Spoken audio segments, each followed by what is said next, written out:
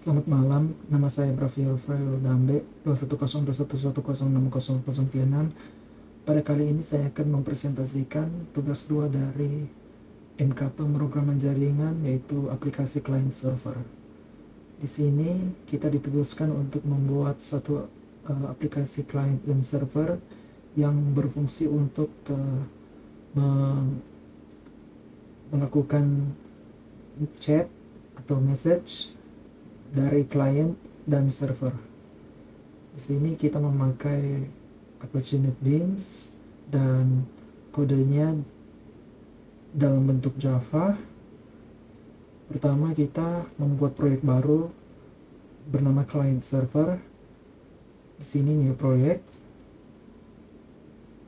pilih Java with Maven dan kita buat proyek client server. Ini sudah ada. Setelah kita buat, kita akan membuat dua folder, yaitu folder client dan folder server. Folder ini dapat dibuat dengan mengklik kanan folder ini dan klik new folder. Setelah dibuat folder seperti ini, lalu dalam folder ini kita masukkan, kita buat file baru, file Java, dengan cara sebagai berikut. Kita pilih kategori Java dan file type Java class, dan kita nanti akan namakan client UDP. Ya, di sini sudah ada. Lakukan juga itu dengan file server.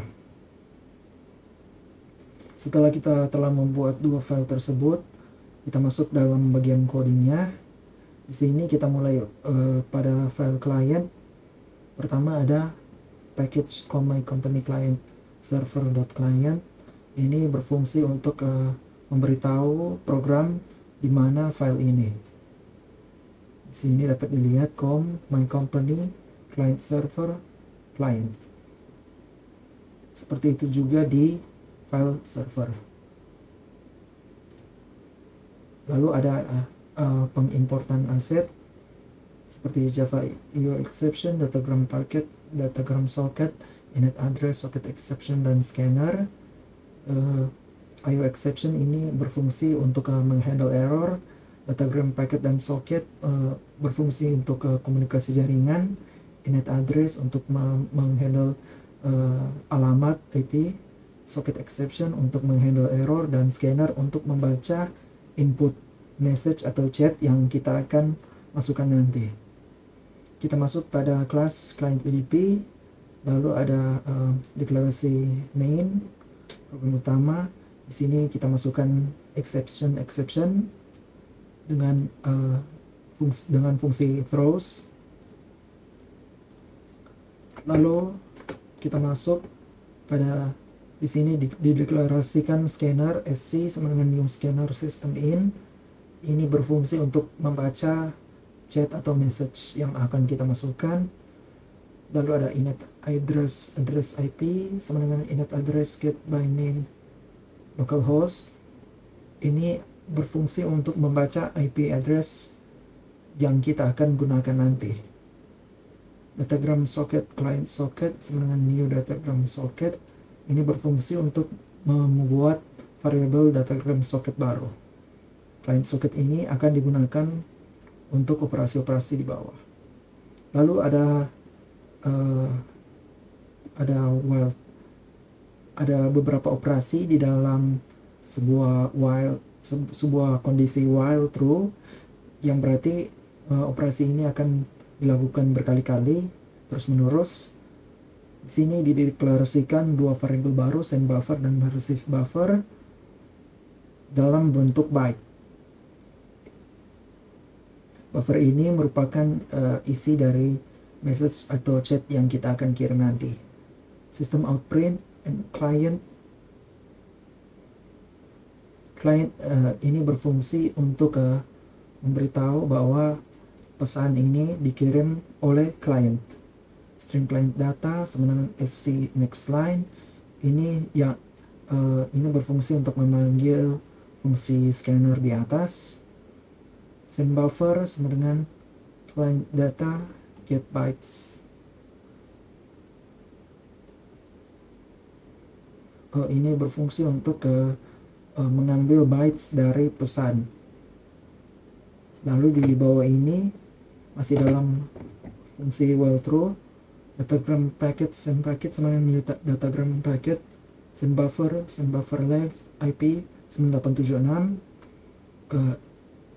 Ini berfungsi untuk mengisi variable send packet dengan parameter-parameter sebagai berikut. Send buffer tadi telah kita dapatkan.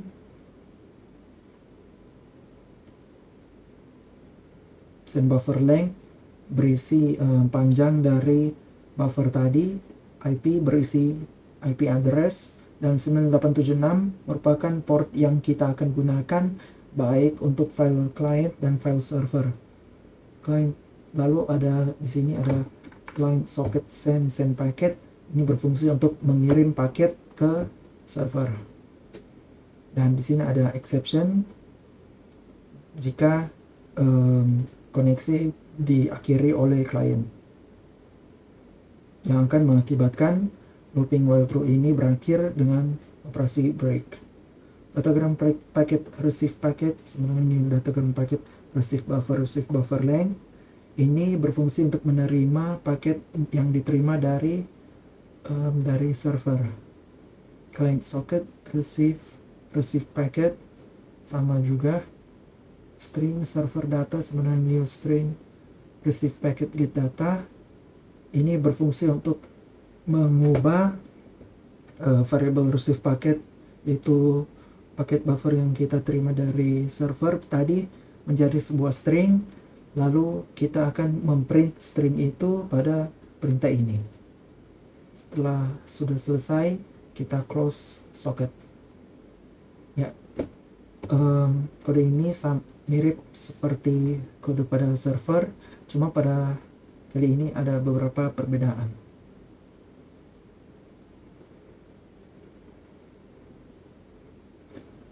Di sini kita pada file server kita menerima dulu paket daripada mengirim dulu.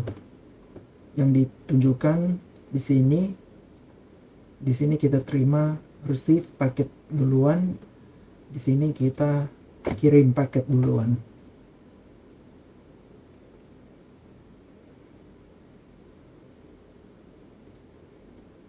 Ya, di sini terdapat datagram socket server socket dengan new datagram socket 9876. Ini berfungsi untuk memberitahu kode port mana yang akan digunakan untuk menerima paket dan berkomunikasi satu sama lain. Lalu di sini setelah paket diterima dengan parameter sebagai berikut, dia akan di receive dan akan diambil addressnya dan diberikan pada suatu variabel bernama IP. Juga dengan nama portnya yang akan diberikan pada variabel ini. Di sini akan memprint hasil yang telah didapatkan tadi.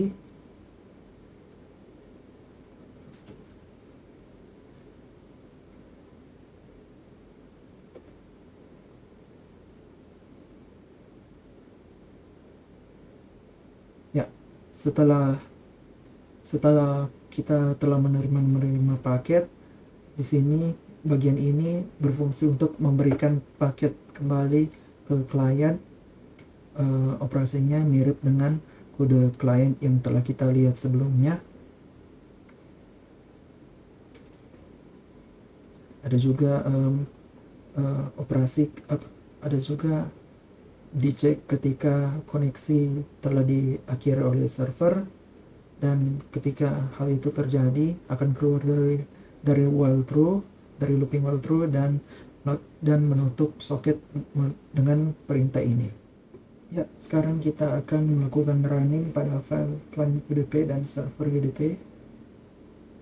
Kita klik di sini ke kanan dan klik run file. Kita lakukan juga untuk file server. Kita tunggu proses file server.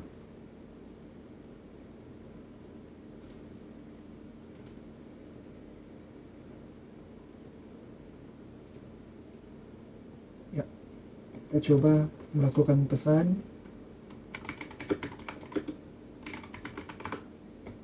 Dan di sini dapat dilihat server menerima pesan dari klien. Kita lakukan pesan balik.